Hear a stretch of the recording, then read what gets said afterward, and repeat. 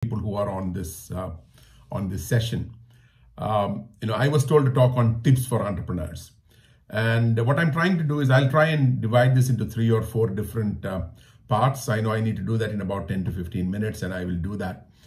What I'll first talk to you about is, what do you do? What are the options you look at?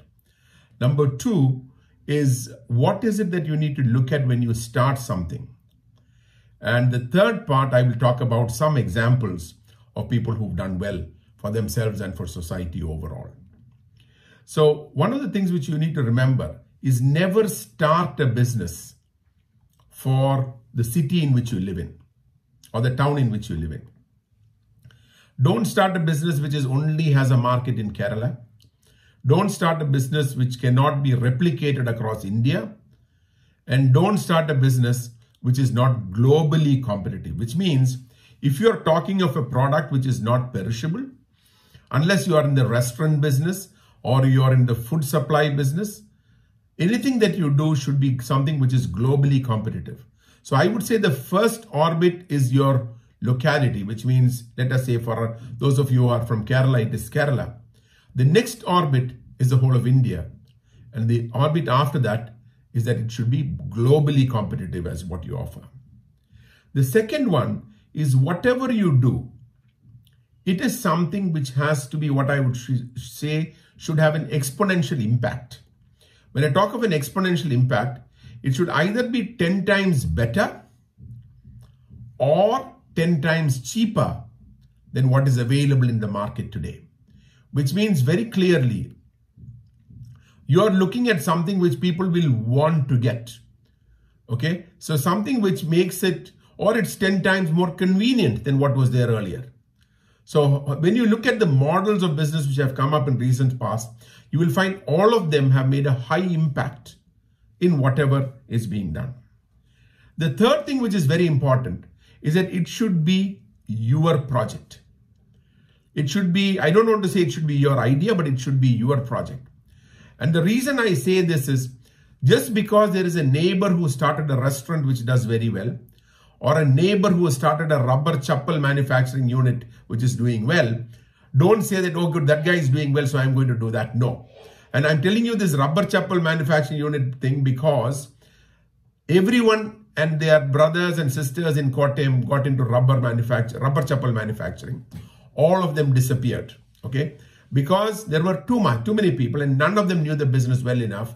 Only the top 2 or 3 survived. So it is necessary for that. There is nothing wrong in, so if you want to do rubber chappals, you look at it and see, how are you going to make it 10 times cheaper? How are you going to make it 10 times better? How are you going to make it 10 times more convenient to use? So something which makes it differentiated from the others, in which you can really make an impact. Now, the other one, which is even very, very important, and this is something which every person who's looking at doing an enterprise, whether you are young, you are old, you are a resident, you are a non-resident, is important, is when you start a unit.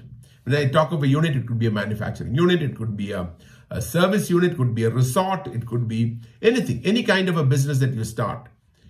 You should be very clear that whomever you bring into that should be people who have the capability to fill in the positions that are there in that. And I'm telling you this because there are many people, especially non-resident, and Mr. Alkesh would know about it. I mean, he's worked with so many different companies in his role at KSIDC, and I'm sure with the Delhi-Mumbai corridor and others, that he would have seen people, a lot of NRIs especially, or even local entrepreneurs. What they do is they want a good, every entity needs a good finance person. So what do? They look at it and then say, oh, my father-in-law retired from the secretariat, he was in finance. Okay, so let him look after finance. Or I have a brother-in-law, or my brother completed his BCom, so he will be in charge of finance. All right, it doesn't work. You have to bring in people who have the capability for that position. And if you look at most businesses which have failed, you will find that there were people who were there in a position which they were not fit to be in, which was the reason why that business failed. The next thing, and which is, and not too many politicians on this call, never ever employ someone who's recommended by a politician. All right. It's not easy, but you should not do that. You know why? Because that guy needs a recommendation, and there's a politician prepared to recommend that guy for your job, for a job in your organization. Just imagine what is going to happen when you want to send that guy out because he's not competent. All right, you'll have the whole world on you. So I have a standard principle. If a politician asks me to look at somebody, I do. And then normally the cutoff for that person becomes higher. So if I do an interview and I say the person should get 70% to be recruited, I say this guy should get 90% to be recruited, because I don't want to send him out. The next one which I do is I actually call the person and tell that person, you got the job not because of the politician. You got it because you are capable. Because otherwise what happens is that this person, the day he comes in onwards, he's coming in with an inferiority complex. And his complex is, I was not fit for the job. And because I was not fit for the job, this guy has done me a favor. And you know, if he has done me a favor, then he's always looking down at me.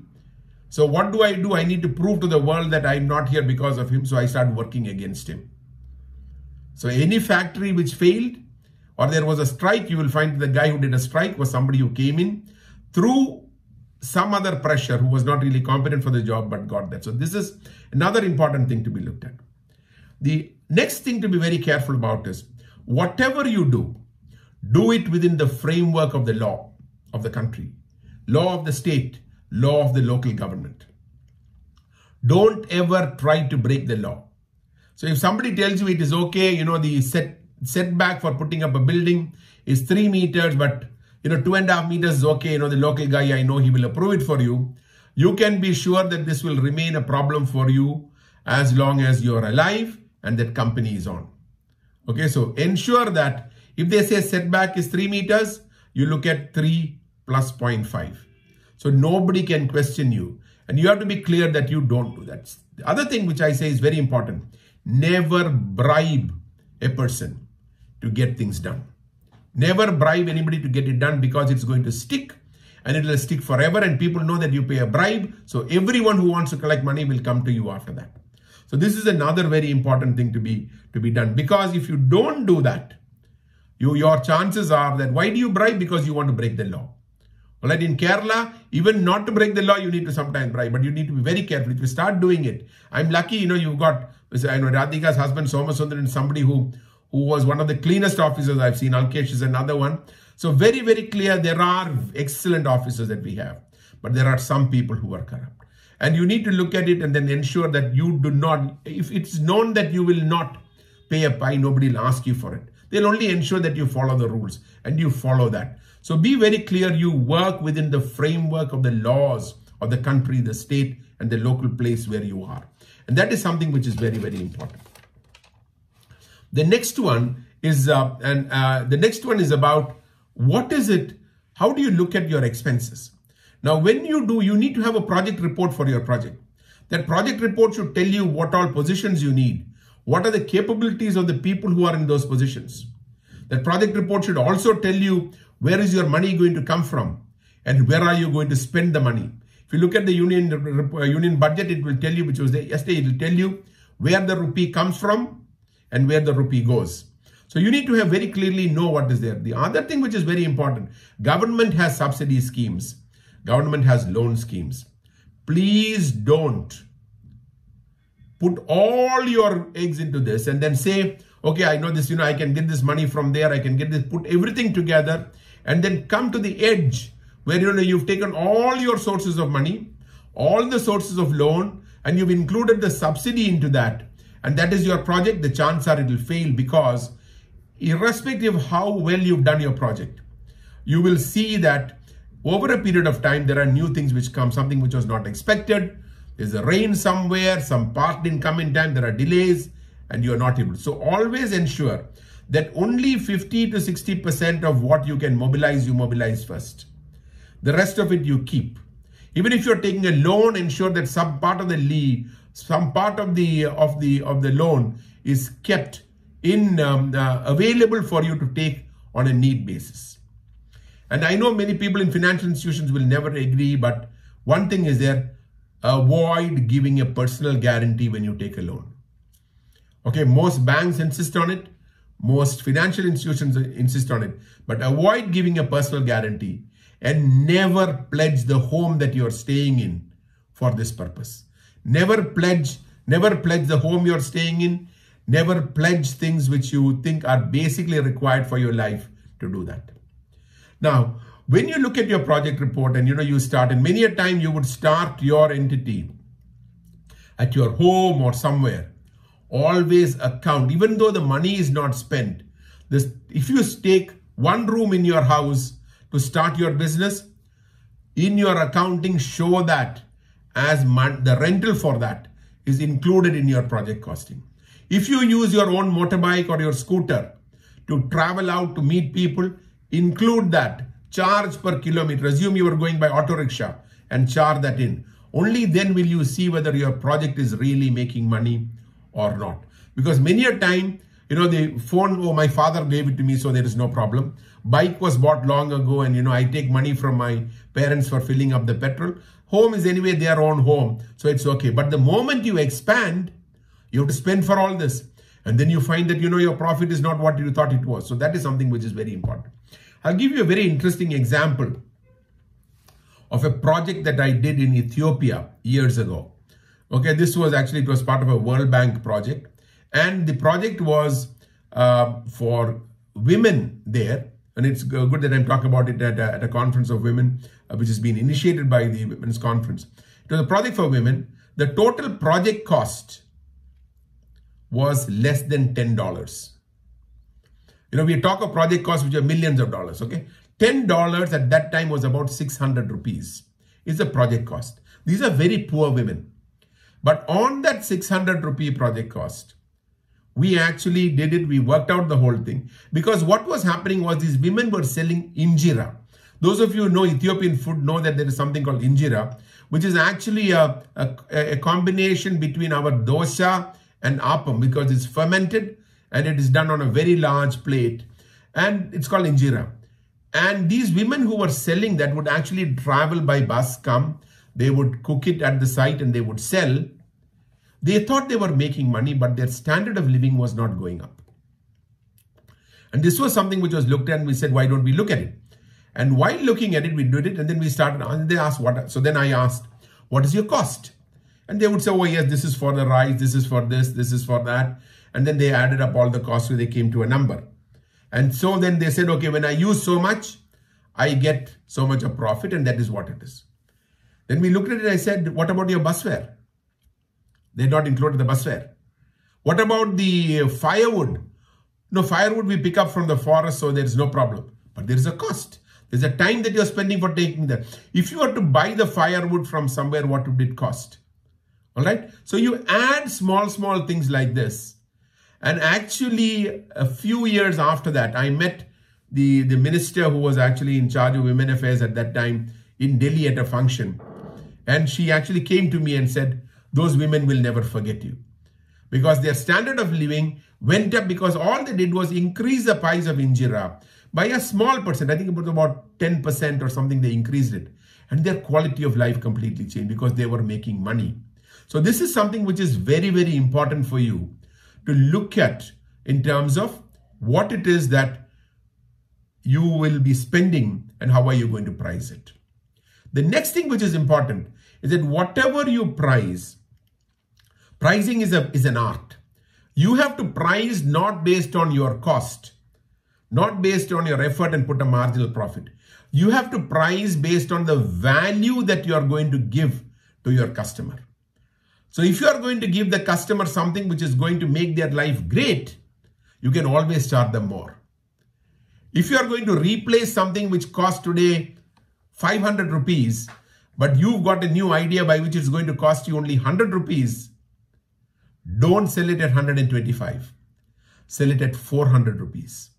Because tomorrow somebody will come in, they will do something, and they will start selling it. They will think it's 400, they'll start selling it 350. Then you have to bring your price. Then you can't do anything because of that. So they will find that it's good. So you have to start selling at a price, and you get the edge of being what they call the first mover.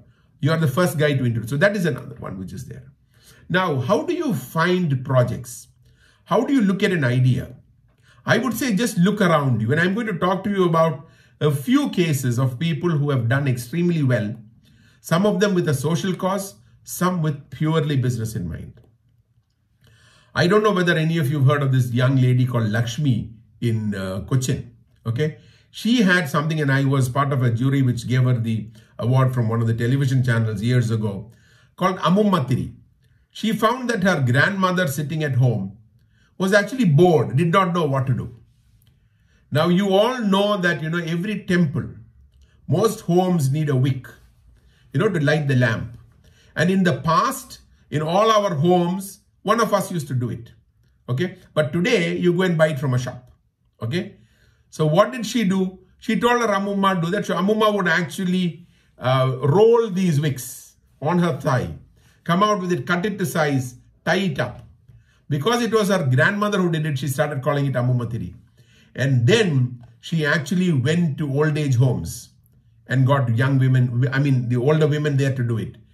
So this actually became something where and they were making money. People in these old age homes who thought it's the end of their life, not productive anymore, they started making money, which they got for doing anything. It would be so much, when they have a grandchild coming to see them, they buy a chocolate and give it, and something. The grandchild is surprised because they've never got anything. The grandmother did not have money before. So you are actually increasing the standard of living of these. This young lady, Lakshmi, has done another one. Recently, there are so many people manufacturing PPE kits. Today, PPE kits, and it's a single use. Now, when you do a PPE kit, you take a large piece of cloth and you cut it. There's a lot of waste coming from that. She actually started making mattresses using the waste from the PPE kits, because the factories who were making the PPE kits did not know what to do with the waste. So she took that, and so ideas can come from that. The other two which I'm going to talk about are where they're done very commercially. There is a group who are actually selling fish. Now, one of the biggest problems for those, on fish, even if it is in Kerala, is because it comes with a lot of they put formalin, all kinds of stuff into it to keep it preserved. They said, we will give you fresh fish. We'll deliver fresh fish to you at home. And what did they do? They started tying up directly with the fisher folk, would go there, get the fish and do it. Today, that is a huge business. They supply fish all over the country. In Bangalore, in Delhi. So it is not, they say very clearly, no organic stuff, no preservatives put. It is done in a manner by which we are giving it to you as fresh as we can. The other one, which started off maybe about a year ago, was a young guy who decided to do something. Only because a lot of families today, to go and buy milk in the morning is a problem. Okay, so you buy it 2 days ago and then you keep it for 3 or 4 days. But everyone wants to get a feeling that I get the milk on the same day. So they tied up with Milma. If you place the order the previous night, they started delivering milk to your home. And a lot of people do that, we know. But they structured it using a technology platform. They slowly moved from that to say, look, if you milk, then we need things for breakfast. So they'll start bringing you the dough for the dosa. They started bringing you bread. They started bringing you eggs. Okay, slowly they started becoming a group which would cater to everything that you needed for your breakfast. Another group started doing just vegetables in the same manner. I'm talking of not things which are very, very high tech. I'll also tell you about 2 more cases and conclude with that. Is that, there are people in Kerala. You will be surprised that people who started off with just 3 or 4 people in their companies today have over 1,000 people working for them. And they cater to some of the biggest brands in the world in the area of software that they do. In the area of companies like Suntech, companies like IBS, companies like UST, all of this started with less than 20 people. UST today has about 20,000 people working around the world. Okay, so you're looking at it that way, that you really look at opportunities, seize the opportunity, go after that. But the most important thing is always have alternate plans. Always have plans which will, so that if one thing doesn't work, you have another thing which will take up. Never get disappointed. And unlike in India, in most parts of the Western world, if you have failed once or twice, they look at you in a better manner. In India, when you fail this, ayyo, I went to business of boy or his business is lost. No. There, what they do is they look at it and say, oh, this guy's already made enough mistakes. The guy will do well. And that thought process has come in today. So I would say for all the young people on this call, look at it, see what you can do. Come out with something which is exponentially going to make an impact. But don't look at your town as your area of business. Look at the world. So tomorrow, even if you start a restaurant, what happens if one of the global brands comes and starts a restaurant? Will they take away business from you? How do you differentiate that? And customer is king. The customer is king, so what do I do for that? And I'll conclude with just a very interesting, those of you from Trivandrum know of this restaurant called Aryanivas. Okay, Aryanivas near the Tambanur area. That restaurant, it's a very interesting anecdote which happened several years ago. A mother, father and a young child go for breakfast to the restaurant. And the mother orders a ghee roast, the child gets an idli, the father takes something else. So the serving boy brought everything, kept it at the table. The mother started feeding the child. And it took about 5 to 10 minutes to do that. 10 minutes, the child was slowly eating the idli. And just when the mother was finishing the idli with the child, the waiter there came and took away the ghee roast. And he brought a fresh ghee roast for her. Because a ghee roast at the restaurant, if it is 10 minutes delayed, it loses the quality, the taste that was originally planned. But that was the kind of service that they thought. They did not think, oh no, she ordered it, now they will pay for it. No, they wanted her to enjoy the ghee roast. And they did that. So you have to think of your customer. Don't think of that 5 rupees, 20 rupees, 30 rupees, because definitely that cost of the dosa is a fraction of the goodwill that has generated. So client is very important, and that is something which you need to do. So thank you very much again for having invited me to this session. I don't know whether I've taken a little bit more time than I was supposed to, but thank you very much. And I hope many of